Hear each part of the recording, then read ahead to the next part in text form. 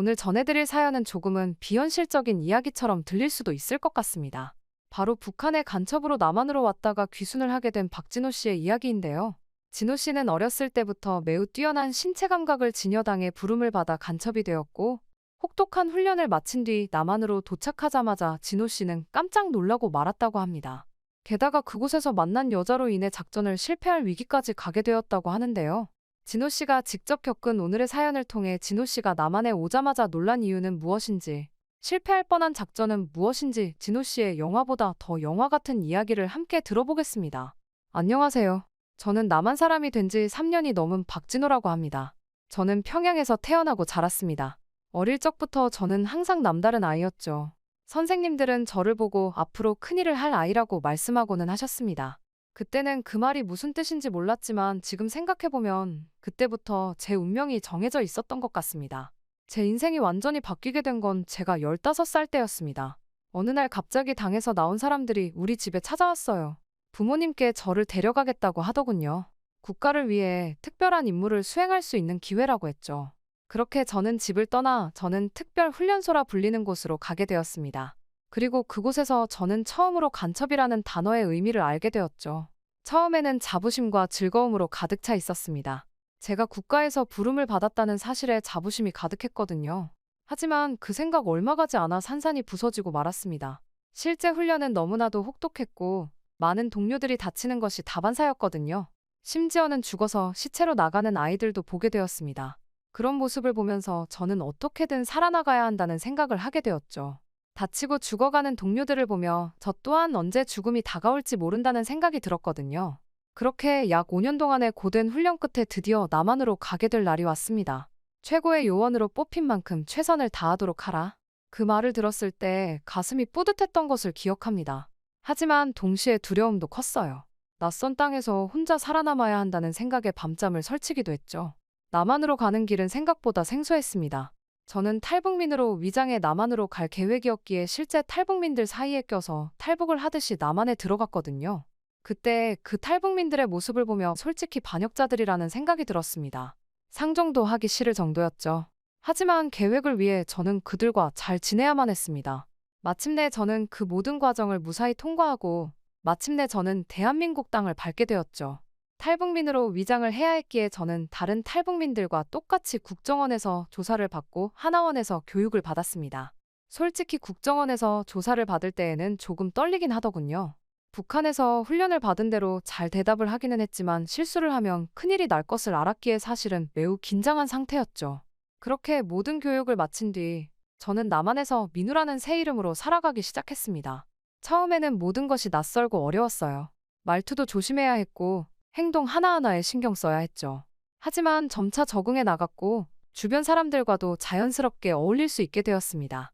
그러던 어느 날 서울 한복판을 걷다가 충격적인 광경을 목격했어요. 정부 정책에 반대하는 시위가 한창이었거든요.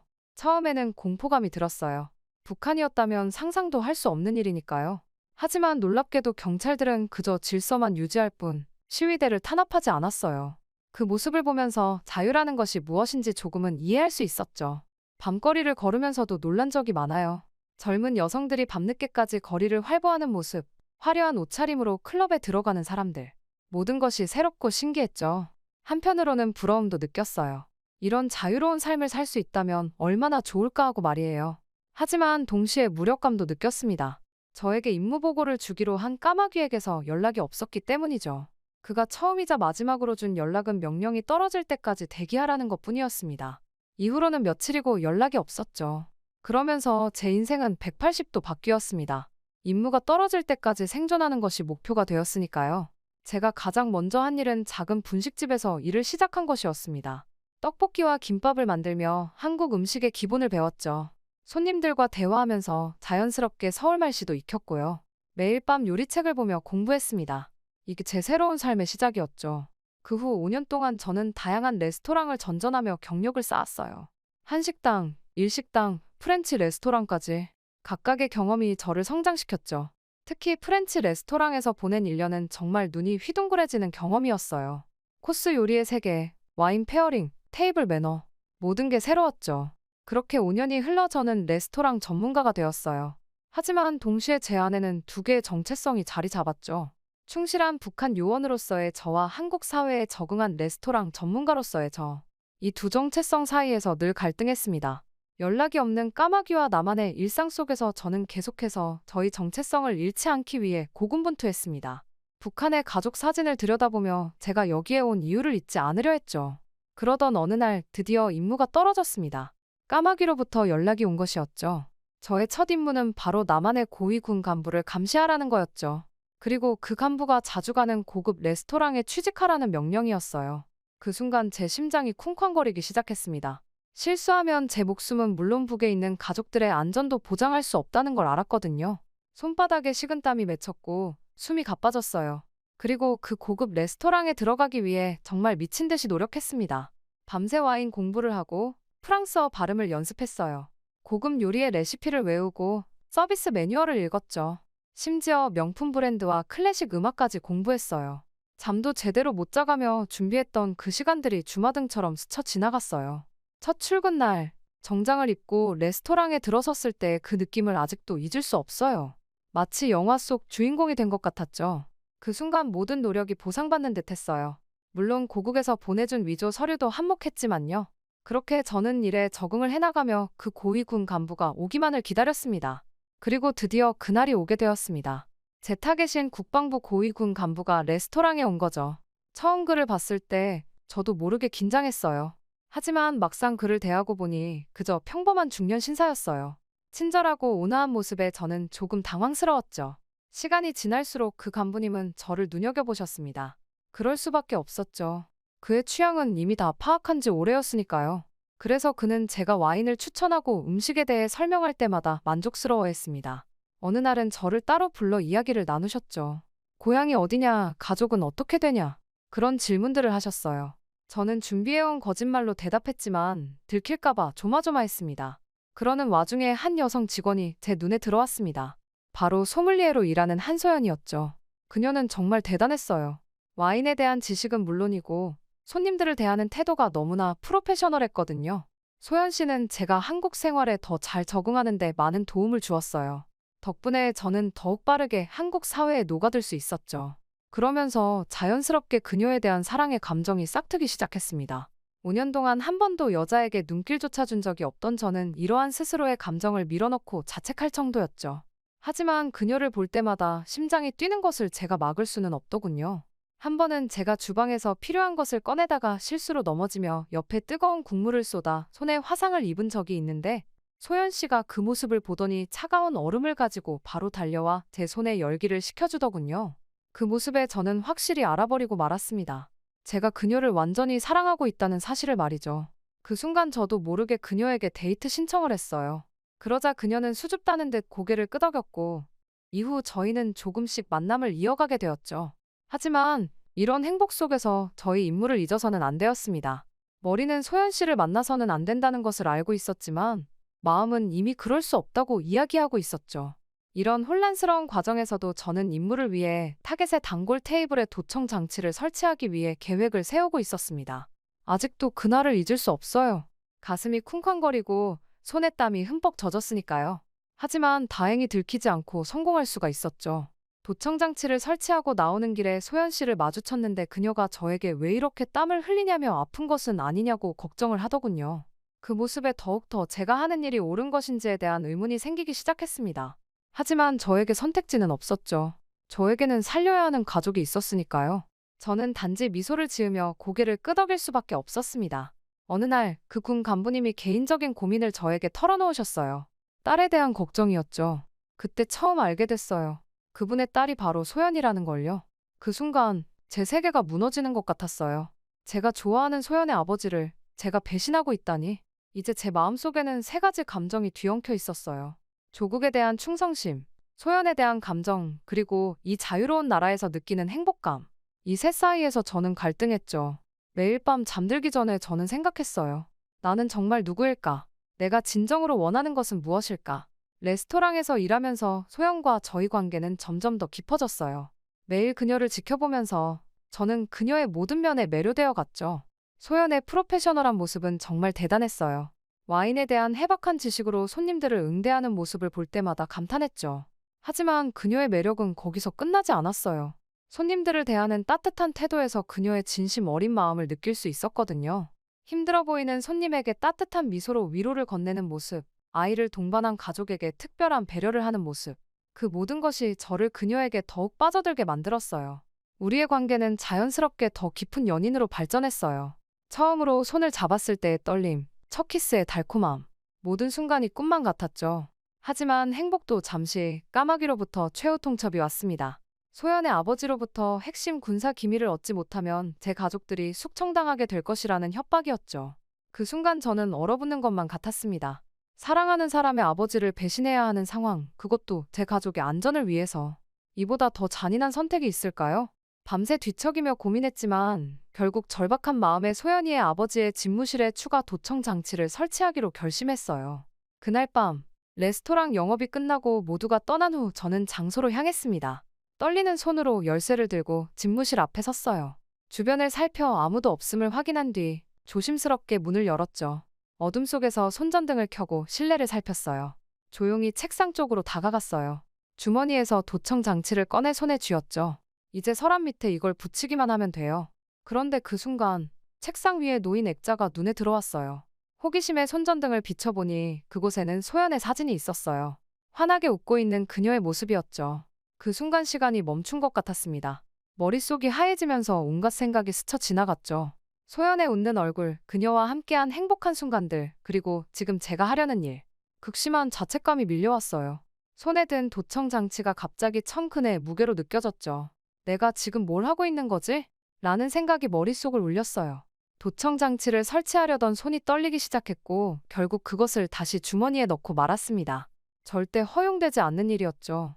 그 순간 복도에서 발소리가 들렸어요. 저는 깜짝 놀라 황급히 일어났죠. 손전등을 끄고 책상 뒤로 숨었어요. 심장이 터질 것 같았어요. 다행히 지나가는 경비원이었고 그는 집무실 문 앞을 지나쳤어요.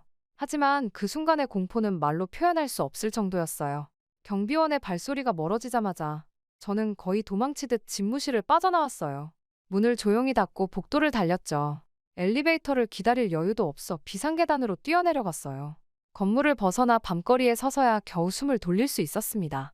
차가운 밤 공기를 크게 들이마시며 저는 깊은 한숨을 내쉬었어요. 사실상 임무는 실패했지만 어쩐지 마음이 조금은 가벼워진 것 같았어요. 동시에 마음속 갈등은 더욱 깊어졌습니다. 이대로는 안 된다는 걸 깨달았어요. 무언가 달라져야 했습니다. 소연의 미소가 떠오르면서 저는 중요한 결심을 하게 되었죠. 저는 더 이상 이곳에서 간첩으로 살 수 없다는 사실을 말입니다. 결국 저는 소연에게 모든 걸 털어놓기로 결심했습니다. 제 정체와 그녀의 아버지가 제 타겟이라는 사실을 고백하기로 한 거예요. 떨리는 마음으로 소연을 만났어요. 제 고백을 듣는 소연의 표정은 계속 변했어요. 충격, 분노, 슬픔, 다양한 감정이 그녀의 얼굴을 스쳐 지나갔죠. 저는 그저 고개를 숙이고 그녀의 반응을 기다릴 수밖에 없었어요. 그런데 놀랍게도 소연은 제 이야기를 다 듣고 나서 이해와 용기를 보여줬어요. 물론 충격을 받은 건 사실이었지만 그녀는 저를 끝까지 믿어주었죠. 진호 씨, 당신이 얼마나 힘들었을지 이해해요. 우리 함께 이 문제를 해결해봐요.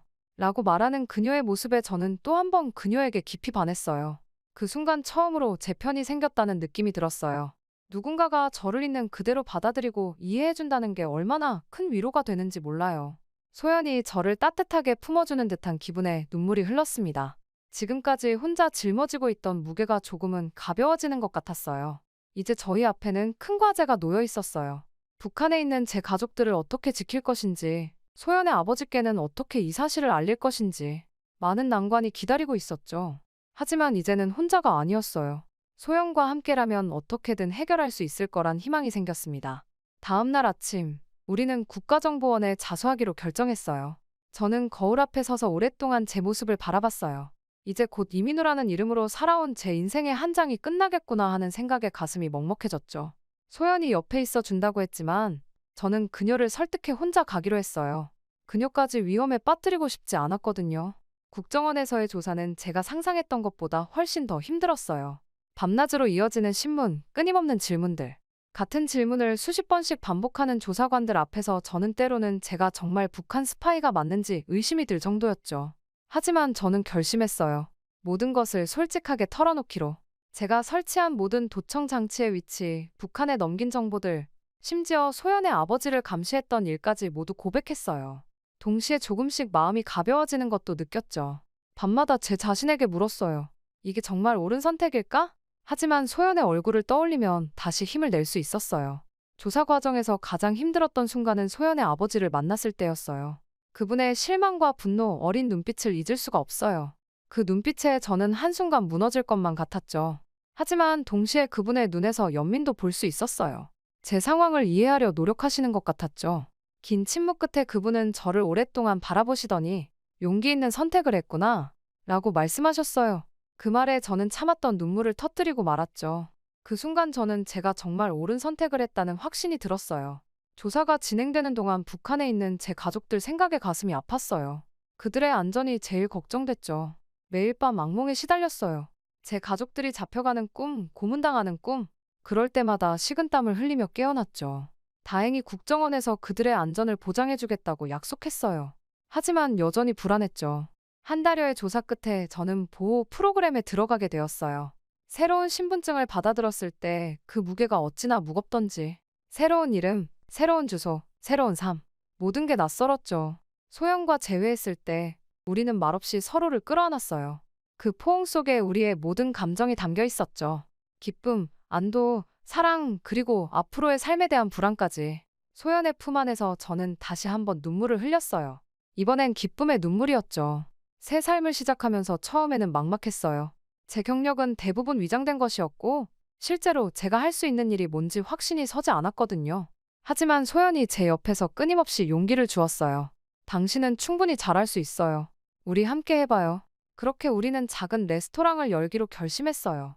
위치를 고르고 인테리어를 하고 메뉴를 구성하는 모든 과정이 새롭고 때로는 두렵기도 했지만 동시에 가슴 뛰는 경험이었죠. 우리는 그 레스토랑에 새로운 시작이라는 이름을 붙였어요. 제 인생의 전환점을 의미하는 이름이에요. 레스토랑 메뉴를 구성할 때는 정말 많은 고민을 했어요. 5년 동안 여러 레스토랑에서 쌓은 경험을 살려 다양한 요리를 선보였죠. 한식, 양식, 일식 등 제가 배운 모든 것을 녹여넣었어요. 특히 와인 페어링에 신경을 많이 썼는데 이건 소연의 전문 분야니까요. 메뉴를 만들면서 우리는 밤새 토론하고 실험하고 때로는 다투기도 했어요. 하지만 그 과정이 너무나 즐거웠죠. 처음에는 손님이 많지 않았어요. 매일 밤 빈 테이블을 바라보며 불안해했죠. 하지만 우리는 포기하지 않았어요. 매일 조금씩 메뉴를 개선하고 서비스를 향상시켰죠. 점점 입소문이 나기 시작했어요. 저희 레스토랑만의 특별한 분위기와 정성스러운 요리가 사람들의 마음을 사로잡았어요. 특히 소영과 제가 직접 손님들을 대하는 친절한 서비스가 큰 호평을 받았죠. 레스토랑을 운영하면서 저는 요리 이상의 것을 배웠어요. 사업 운영의 기술뿐만 아니라 직원 관리, 고객 서비스, 그리고 무엇보다 자유시장 경제의 실제를 체험했죠. 북한에서는 상상도 할 수 없었던 경험이었어요.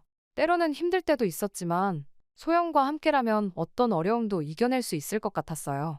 우리 레스토랑은 단순한 식당 이상의 의미를 갖게 되었어요. 사람들이 모여 이야기를 나누고 서로의 문화를 이해하는 공간이 된 거죠. 때로는 손님들과 대화를 나누며 조심스럽게 제 과거 이야기를 꺼내기도 했어요. 처음에는 두려웠지만 많은 사람들이 이해와 공감의 눈빛을 보내주었죠. 이런 대화를 통해 사람들이 북한에 대해 그리고 통일에 대해 생각해보는 계기가 되었어요. 어떤 손님은 제 이야기를 듣고 눈물을 흘리기도 했고 어떤 손님은 제게 새로운 관점을 알려주기도 했죠. 이런 모습을 보면서 우리가 작지만 의미 있는 일을 하고 있다는 생각에 가슴이 뿌듯해졌어요. 새로운 삶을 시작한 지 1년이 지났을 때 우리는 큰 결심을 하게 되었어요. 바로 결혼이었죠. 물론 쉬운 결정은 아니었어요. 제 과거 그리고 여전히 북에 있는 제 가족들 때문에 많은 고민이 있었죠. 내가 과연 소연에게 행복을 줄 수 있을까? 우리 결혼이 소연의 가족에게 피해를 주지는 않을까? 이런 생각들로 몇 날 며칠을 고민했어요. 하지만 소연은 늘 그랬듯이 제게 힘이 되어주었어요. 우리의 사랑이 모든 것을 이겨낼 수 있어요. 당신과 함께라면 어떤 어려움도 극복할 수 있어요. 그녀의 눈에서 흘러넘치는 확신과 사랑을 보며 저는 용기를 냈어요.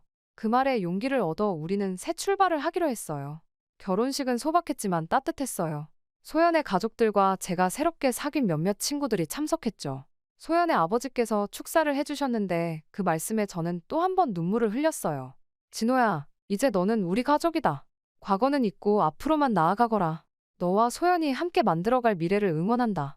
그 순간 저는 정말로 새로운 가족을 얻었다는 걸 실감했어요. 하지만 결혼식 내내 북에 있는 가족들 생각에 가슴 한구석이 아팠어요. 그들도 이 자리에 함께 있었으면 얼마나 좋았을까 하는 생각에 눈시울이 붉어지기도 했죠. 결혼 후 첫 몇 년 동안 소연과 저는 북에 있는 제 가족을 어떻게 구출할 수 있을지에 대해 끊임없이 고민했어요. 밤마다 우리는 온갖 가능성을 논의했죠. 국정원에 도움을 요청할까? 아니면 비정부기구를 통해 접근해볼까? 때로는 제가 직접 북으로 잠입해 가족들을 데려오는 무모한 계획을 세우기도 했어요. 우리는 탈북자 지원 단체들을 찾아다니며 조언을 구했고, 인터넷에서 관련 정보를 찾아 밤새 연구했어요. 심지어 중국 국경 지역까지 직접 가보기도 했죠. 하지만 현실은 우리의 열정만큼 녹록지 않았어요. 매번 벽에 부딪히는 느낌이었죠. 진호야, 우리가 할 수 있는 모든 것을 다 해보자. 하지만 너무 무리하지는 말자. 소연이 자주 이런 말을 했어요. 그녀의 걱정 어린 눈빛을 볼 때마다 제 마음이 무거워졌죠. 저도 알고 있었어요. 제 가족을 구하려다 소연마저 위험에 빠뜨릴 수는 없다는 걸요. 그럼에도 불구하고 우리는 포기하지 않았어요. 레스토랑 새로운 시작은 지역의 명소가 되어갔고, 우리는 그곳에서 번 돈의 일부를 꾸준히 북한 주민 지원 단체에 기부했어요. 작은 노력이지만 언젠가 이것이 제 가족에게 도움이 될 수 있기를 바라면서요. 이렇게 몇 년이 지나는 동안 우리의 삶은 겉으로 보기에 안정을 찾아갔어요. 하지만 제 마음 한구석에는 늘 북에 있는 가족들에 대한 그리움과 걱정이 자리 잡고 있었죠. 매일 밤 잠들기 전 저는 그들의 안전을 위해 기도했어요. 어느 날 아침 국정원에서 연락이 왔어요. 제 가족들의 소식을 전해주겠다는 거였죠. 가슴이 두근거렸어요. 혹시 우리의 노력이 결실을 맺은 걸까요? 드디어 가족들을 만날 수 있게 된 걸까요? 온갖 생각이 머릿속을 스쳐 지나갔어요. 국정원 요원을 만나러 가는 길에 소연이 제 손을 꼭 잡아주었어요. 무슨 일이 있어도 함께 이겨낼 거예요. 그 말에 용기를 내어 사무실로 들어갔죠. 하지만 제가 들은 소식은 충격적이었어요. 북한 당국이 제 가족들을 처형했다는 거였어요. 제가 월남한 것에 대한 보복이었대요. 그 순간 제 세상이 무너지는 것 같았어요. 다리에 힘이 풀려 그 자리에 주저앉고 말았죠. 이럴 순 없어. 이럴 순 없다고요. 제 목소리가 사무실에 울려 퍼졌어요. 소연이 저를 붙잡고 있었지만 저는 아무것도 느낄 수 없었어요. 그저 공허함만이 저를 감쌌죠. 그날 이후로 저는 깊은 우울에 빠졌어요. 매일 밤 악몽에 시달렸고 낮에는 아무것도 할 수 없었죠. 레스토랑에도 나가지 않았어요. 자책감, 후회, 분노, 이 모든 감정들이 저를 갉아먹었어요. 내가 자수만 하지 않았더라면, 내가 그냥 북에 남아있었더라면, 이런 생각들이 끊임없이 제 머릿속을 맴돌았어요. 소연은 저를 위로하려 했지만 저는 그녀의 말을 들을 수 없었어요. 몇 달이 그렇게 지나갔어요. 어느 날 소연이 제게 조심스럽게 다가왔어요. 진호야, 나 요즘 이런 생각을 해봤어. 우리가 너의 부모님께 편지를 써보는 건 어떨까? 비록 그분들께 전해드릴 순 없겠지만 우리 마음을 담아서. 처음엔 그 제안이 이상하게 들렸지만 점차 그 아이디어가 마음에 들기 시작했어요. 우리는 함께 편지를 썼고 그 과정에서 제 마음속에 있던 많은 감정들을 털어놓을 수 있었죠. 편지를 다 쓰고 나서 마치 부모님께서 그 편지에 대한 답장을 보내주신 것처럼 상상해 보았어요. 그렇게 떠올린 부모님의 말씀은 이러했죠. 우리 아들아, 내가 이 편지를 읽고 있다면 우리는 이미 이 세상에 없을지도 모르겠구나. 하지만 걱정하지 마라. 우리는 내가 자유롭게 살 수 있다는 것만으로도 행복하단다. 내가 선택한 길을 후회하지 마라. 그 길이 바로 우리가 늘 꿈꿔왔던 너의 미래야. 이제는 너의 새로운 가족과 함께 행복하게 살아가거라. 그것이 바로 우리의 소원이란다. 이 상상 속의 편지를 읽으며 저는 눈물을 멈출 수 없었어요. 슬픔, 그리움, 감사함. 이 모든 감정이 한꺼번에 밀려왔죠. 하지만 동시에 제 마음에 작은 빛이 들어오는 것 같았어요. 그날 이후로 저는 조금씩 변화하기 시작했어요. 다시 레스토랑으로 돌아갔고 손님들을 대하기 시작했죠. 여전히 가족들 생각에 가슴이 아팠지만 이제는 그들의 희생을 헛되이 하지 않겠다는 결심이 섰어요. 레스토랑에서 저는 더욱 열정적으로 일했어요. 손님들에게 북한의 이야기를 들려주었고 통일의 중요성에 대해 이야기했죠.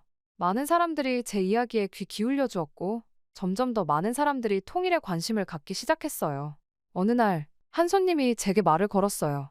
당신의 이야기를 들으며 통일에 대해 다시 생각해보게 되었어요. 우리가 할 수 있는 일이 뭐가 있을까요? 그 순간 저는 깨달았어요.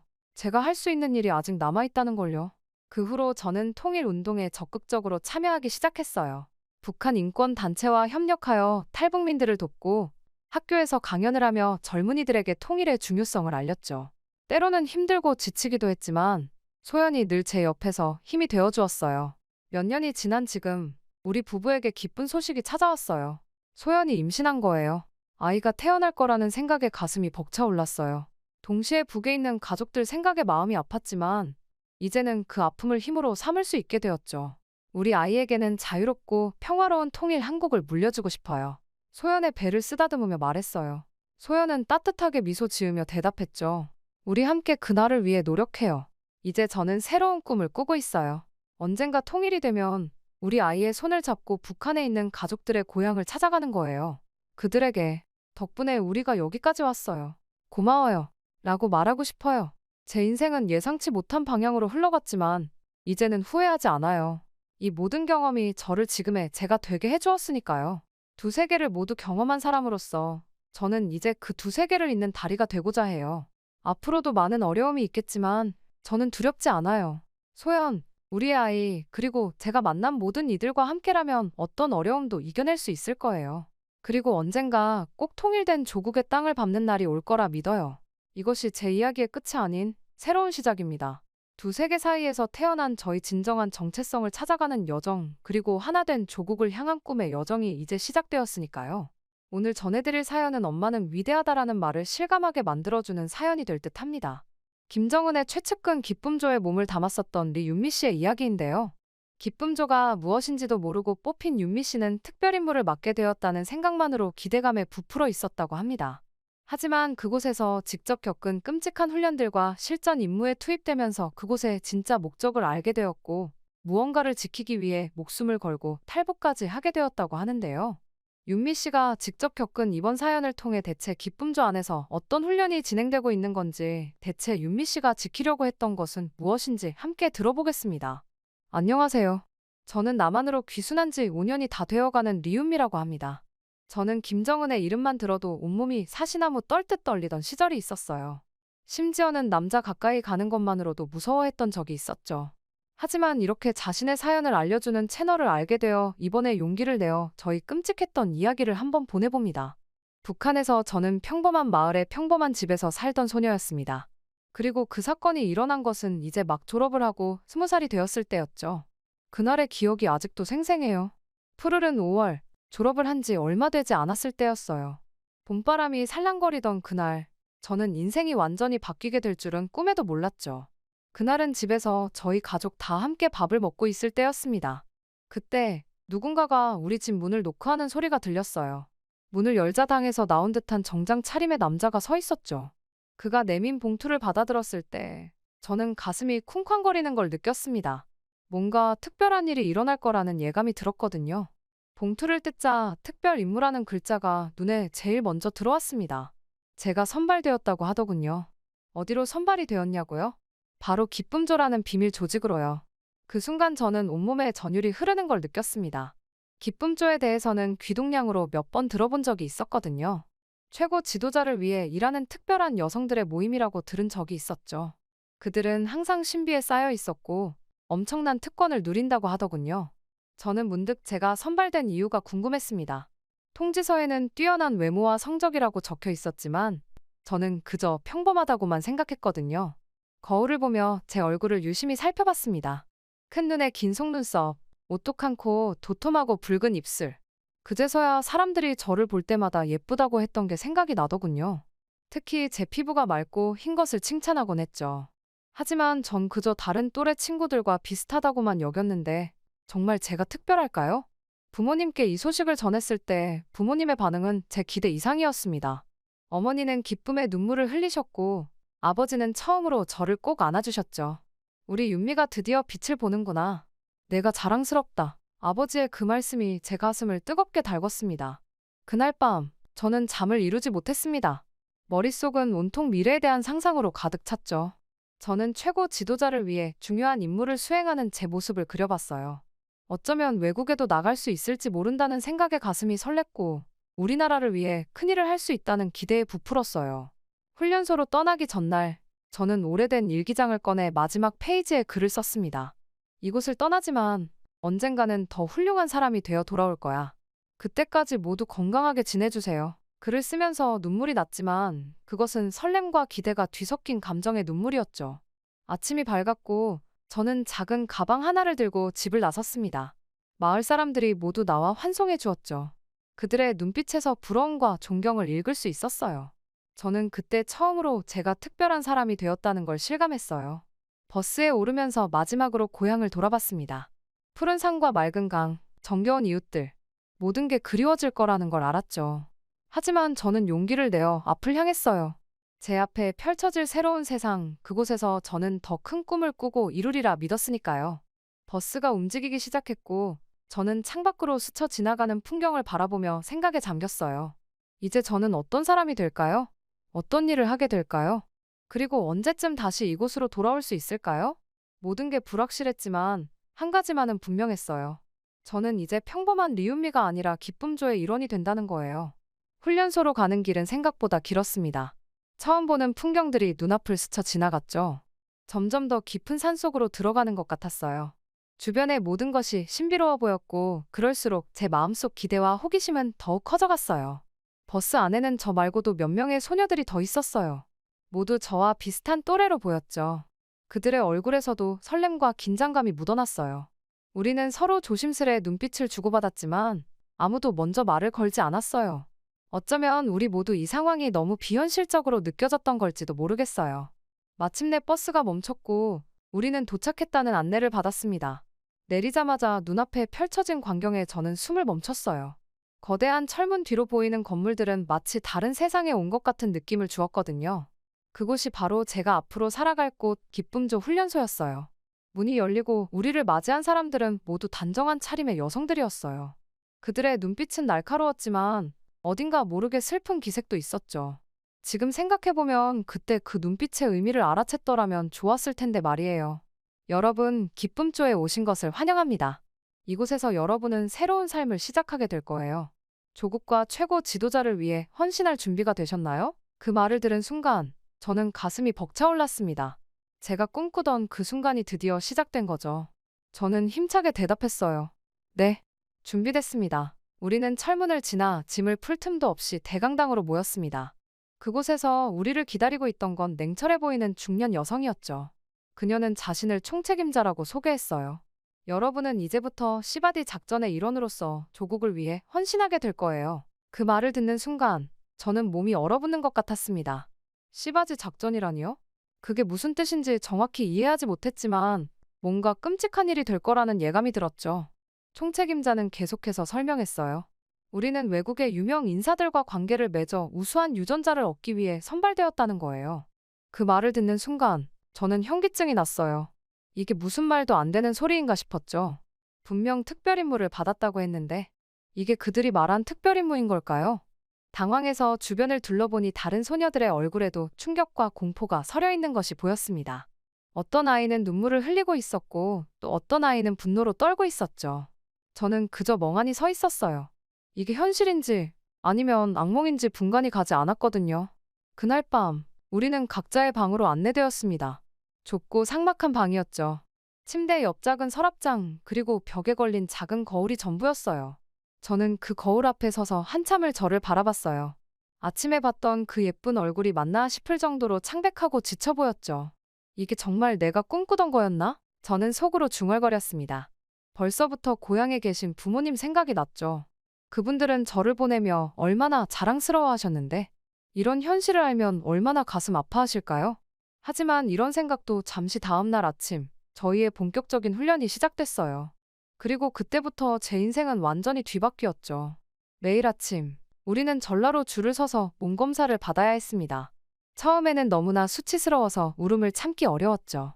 하지만 시간이 지나면서 그 과정에 무감각해지는 제 모습을 발견하고 더 큰 충격을 받았어요. 내가 이렇게 쉽게 변할 수 있다니. 외모와 체형 관리 또한 매우 철저했습니다. 매일 체중을 재고 피부 관리를 받고 머리카락 한 올 한 올까지 신경 썼죠. 책임자는 저희에게 저희가 완벽한 상품이 되어야 한다고 했어요. 그 말을 들을 때마다 제 가슴은 찢어질 것 같았죠. 가장 힘들었던 건 접대 기술 훈련이었습니다. 매일 오후 우리는 큰 홀로 모여야 했죠. 그곳에는 나이든 남성 교관들이 우리를 기다리고 있었어요. 처음에는 단순한 걸음걸이나 미소 짓는 법부터 시작했지만 점점 더 불편한 상황으로 발전해갔죠. 저희는 다양한 상황에 대처하는 법을 배워야만 했습니다. 술을 따르는 법, 애교 있게 대화하는 법, 심지어는 은근히 신체 접촉을 하는 법까지요. 교관들은 우리에게 직접 시범을 보이라고 요구했고, 우리는 그들 앞에서 그런 행동들을 해야 했죠. 그 중에서도 가장 끔찍했던 건 침실 예절이라는 수업이었습니다. 우리는 옷을 벗고 마네킹을 이용해 다양한 포즈와 행동을 연습해야 했죠. 그 과정에서 너무나 수치스럽고 모욕적인 상황들을 겪었어요. 저는 매번 구역질이 날 것 같았고, 몸과 마음이 떨려왔죠. 가끔 남자 교관들이 참관을 하면서 모욕적인 농담을 던질 때면 정말로 죽고만 싶었습니다. 당장이라도 그만두고 싶었죠. 하지만 이런 훈련을 거부하면 가혹한 벌이 기다리고 있었습니다. 굶주림, 고립, 체벌. 저는 몇 번 저항해봤지만 결국 견딜 수 없는 고통에 굴복하고 말았죠. 그때마다 제 안에 무언가가 조금씩 죽어가는 것만 같았어요. 밤마다 저는 이불 속에서 흐느끼는 것 말고는 할 수 있는 것이 없었습니다. 제 존엄성이, 제 꿈이, 제가 믿었던 모든 것들이 무너져 내리는 것 같았거든요. 하지만 울 때마다 더 강해져야 한다고 다짐했어요. 언젠가는 이곳을 벗어날 수 있을 거라고, 그때까지 버텨야 한다고 스스로를 달랬죠. 언어 교육도 있었습니다. 하지만 그 내용은 주로 외국 남성들을 유혹하고 조종하는 데 필요한 것들 뿐이었죠. 우리는 조국을 위한 것이라는 말을 매일 들었어요. 하지만 그 말 또한 어느 순간부터는 점점 공허하게 들리기 시작했죠. 시간이 지날수록 처음에 가졌던 희망과 기대는 공포와 절망으로 바뀌어 갔습니다. 저는 이곳에서 벗어날 수 없을 거라는 생각에 점점 무기력해졌죠. 하지만 그 속에서도 작은 불씨 하나는 꺼지지 않았어요. 그건 바로 저항심이었죠. 어느 날 밤, 저는 문득 깨달았습니다. 이대로는 안 된다고요. 제가 꿈꾸던 삶, 제가 되고 싶었던 사람은 이런 게 아니었다고요. 그때부터 저는 조금씩 변하기 시작했어요.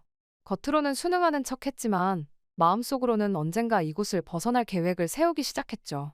하지만 그건 쉽지 않았어요. 우리는 24시간 감시받고 있었고, 외부와의 접촉은 철저히 차단되어 있었거든요. 그래도 저는 포기하지 않았어요. 언젠가는 기회가 올 거라고, 그때를 위해 준비해야 한다고 믿었죠. 그렇게 6개월간의 지옥 같은 훈련이 끝나고 저는 드디어 시바지 작전에 투입되었습니다. 그날의 기억은 아직도 생생해요. 제 인생에서 가장 두렵고 혼란스러운 날이었거든요. 아침 일찍 저를 포함한 몇몇 소녀들이 불려갔어요. 우리는 특별한 옷을 입혀줬고 화장도 해주더라고요. 마치 인형을 꾸미듯이 우리를 꾸몄죠. 그때 저는 정말 제가 상품이 된 것 같다는 느낌이 들었습니다. 총책임자가 우리 앞에 나타났습니다. 오늘부터 여러분은 진짜 임무를 시작하게 됩니다. 조국을 위해, 그리고 최고 지도자를 위해 최선을 다하세요. 저는 그 말을 들으면서도 마음속으로는 비명을 지르고 있었습니다. 이게 정말 조국을 위한 일일까? 정말 이래야만 하는 걸까? 하지만 그런 의문은 입 밖으로 내뱉을 수 없었죠. 저는 러시아의 한 과학자와 만나게 되었습니다. 그는 50대 중반쯤 되어 보이는 남자였죠. 저희 아버지와 비슷한 연배로 보였어요. 처음 그를 봤을 때 저는 온몸이 굳어버리는 것 같았어요. 하지만 훈련받은 대로 미소를 지으며 그에게 다가갔죠. 그 남자는 처음에는 친절해 보였습니다. 하지만 시간이 지날수록 그의 눈빛이 달라지는 걸 느꼈죠. 그의 손길이 제 몸에 닿을 때마다 저는 구역질을 참아야 했어요. 하지만 저항할 수 없었어요. 그건 제 임무였으니까요. 그렇게 저는 처참하게 짓밟혔습니다. 조용히 눈을 감고 어서 끝나기만을 바라며 제 영혼이 서서히 죽어가는 걸 느꼈죠. 그날 이후 저는 몇 번 더 그 러시아 인사를 상대해야 했습니다. 그리고 몸의 변화를 느끼기 시작했어요. 구토감, 피로감. 처음엔 단순한 스트레스라고 생각했죠. 하지만 한 달이 지나고 두 달이 지나면서 의심할 수 없는 사실이 되어갔습니다. 저는 결국 임신 테스트를 받게 되었고 결과는 양성이 나오고 말았습니다. 그 순간 저는 온갖 감정이 뒤섞여 어떤 표정을 지어야 할지 몰랐어요. 기뻐해야 하나요? 슬퍼해야 하나요? 아니면 화를 내야 하나요? 총책임자는 제 임신 소식을 듣고 매우 기뻐했습니다. 잘했어, 윤미 동무. 넌 조국을 위해 큰일을 해냈어. 하지만 저는 그 말에 전혀 기쁨을 느낄 수가 없었습니다. 제 뱃속에서 자라고 있는 생명이 그저 임무의 결과물일 뿐이라는 사실이 너무나 고통스러웠거든요. 그러던 어느 날, 저는 우연히 총책임자와 다른 간부들의 대화를 엿듣게 되었습니다. 그들은 시바지 작전의 또 다른 목적에 대해 이야기하고 있었죠. 그리고 그 이야기들은 정말로 충격적이었습니다. 이 아이들은 우리의 비밀 무기가 될 거야. 언젠가 그 외국 인사들을 협박하거나 조종하는 데 사용할 수 있을 테지. 그 말을 듣는 순간 저는 머리가 어지러워지는 것 같았습니다. 이 작전이 단순히 우수한 유전자를 얻기 위한 것만이 아니었다는 사실에 충격을 받았죠. 제 뱃속의 아이가 그리고 다른 소녀들의 아이들이 이런 목적으로 이용될 거라니. 그 순간 저는 극도의 공포와 분노 그리고 깊은 슬픔을 동시에 느꼈습니다. 제 뱃속에서 자라나는 생명이 이런 비인간적인 목적으로 이용될 수 있다는 생각에 제 마음은 산산조각 났죠. 밤마다 저는 제 배를 쓰다듬으며 울었습니다. 미안해, 정말 미안해. 태어나지도 않은 아이에게 계속해서 사과했죠. 이 아이의 미래가 어떻게 될지, 그리고 제가 과연 이 아이를 지킬 수 있을지 두려웠어요. 임신 기간 동안에 저는 특별 관리를 받았습니다. 좋은 음식과 충분한 휴식이 주어졌죠. 하지만 그 모든 것이 저에 대한 배려가 아니라 제 뱃속의 아이를 위한 것이라는 걸 알고 있었어요. 저는 그저 그릇일 뿐이었으니까요. 점점 배가 불러오면서 저는 이 아이에 대한 애정을 느끼기 시작했습니다. 하지만 동시에 두려움도 커져갔죠. 이 아이를 지키기 위해서 제가 무엇을 할 수 있을까? 과연 우리는 이곳에서 벗어날 수 있을까? 출산이 가까워지면서 저는 결심했습니다. 어떻게든 이 아이를 지키겠다고요. 그렇게 시간이 흘러 드디어 제 아이가 태어났습니다. 그 순간의 기쁨과 두려움을 어떻게 표현해야 할지 모르겠어요. 아이를 처음 안았을 때 저는 이 작은 생명을 위해 무엇이든 하겠다고 다짐했죠. 하지만 그 행복도 잠시, 아이는 곧 저에게서 떼어져 특별시설로 보내졌습니다. 그 순간만큼 울어본 적이 없는 것 같아요. 10달 이상을 꼬박 제 안에 있던 아이를 낳자마자 이렇게 빼앗기다니요. 하지만 그 이후로 저는 단 한 번도 제 아이를 제대로 볼 수 없었어요. 그저 멀리서 아이가 울어대는 소리만 들을 수 있었죠. 그 순간 저는 확실하게 결심했습니다. 반드시 이곳을 탈출해야 한다고요. 제 아이를 구해내고 이 끔찍한 현실에서 벗어나야 한다고요. 하지만 어떻게 해야 할까요? 누구에게 도움을 요청할 수 있을까요? 제 아이가 태어난 후 저는 완전히 다른 사람이 된 것 같았습니다. 이전에 저는 그저 살아남기 위해 하루하루를 버텼다면 이제는 제 아이를 위해 무엇이든 할 수 있는 용기가 생겼거든요. 아이를 빼앗긴 후 처음 며칠 동안 저는 정말 미칠 것 같았어요. 밤낮으로 아이의 울음소리가 귓가에 맴돌았고 제 팔에 아이의 무게가 느껴지는 것 같았죠. 하지만 그 고통은 곧 분노와 결의로 바뀌었어요. 내 아이는 단순한 도구가 아니야. 그 아이에게도 자유롭게 살 권리가 있어. 저는 이 말을 마음속으로 수없이 되뇌었습니다. 그리고 저는 결심했죠. 어떻게든 이곳을 탈출해야 한다고요. 하지만 탈출은 말처럼 쉽지 않았습니다. 우리는 24시간 감시를 받고 있었고 외부와의 접촉은 철저히 차단되어 있었거든요. 그래도 저는 포기하지 않았어요.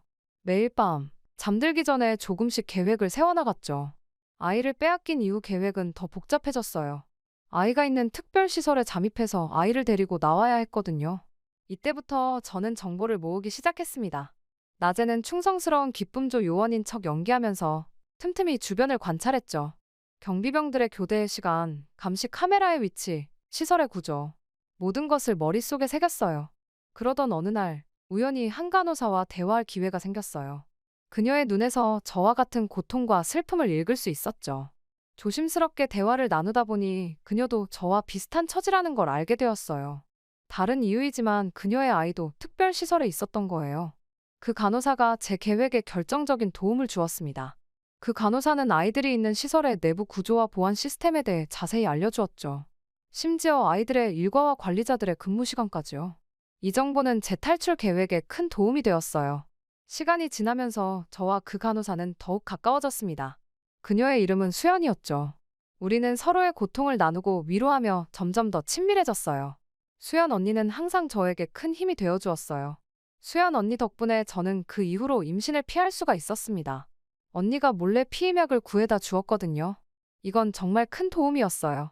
더 이상 아이를 낳아 빼앗기는 고통을 겪지 않아도 된다는 안도감이 컸죠. 그리고 무엇보다 감사했던 건 수연 언니를 통해 제 아이의 소식을 들을 수 있었다는 거였어요. 언니는 틈틈이 아이의 성장 과정을 알려주었거든요. 첫 걸음마를 뗐다는 소식, 첫 단어를 말했다는 이야기. 그 소중한 순간들을 직접 보지는 못했지만 들을 수 있다는 것만으로도 저에겐 큰 위로가 되었습니다. 수연 언니의 도움으로 저는 제 아이의 사진도 볼 수 있었습니다. 그 작은 얼굴을 보는 순간 저는 눈물을 멈출 수 없었죠. 제 아이는 이제 1살이 되어 있었어요. 제 눈과 똑같은 눈을 가지고 있더라고요. 그 사진은 제가 이곳을 반드시 탈출해야 한다는 결심을 더욱 굳게 만들었죠. 하지만 가장 큰 문제는 여전히 남아 있었습니다. 국경을 어떻게 넘을 것인가? 북한을 탈출한다는 것은 목숨을 걸어야 하는 일이었거든요. 그래서 저는 라디오를 통해 외부 세계의 정보를 수집하기 시작했어요. 매일 밤 몰래 방송을 들으며 탈북에 성공한 사람들의 이야기를 귀 기울여 들었죠. 그렇게 1년이라는 시간이 흘렀습니다. 그동안 저는 꾸준히 준비했어요. 체력을 키우고 필요한 물품들을 조금씩 모았죠. 5단에 돈을 숨기고 비상식량도 준비했어요. 그리고 무엇보다 중요한 건 제 아이의 위치를 정확히 파악하는 것이었죠. 탈출 날짜도 정했어요. 다음 달 보름날, 달이 가장 밝은 날이죠. 왜 그날을 택했냐고요?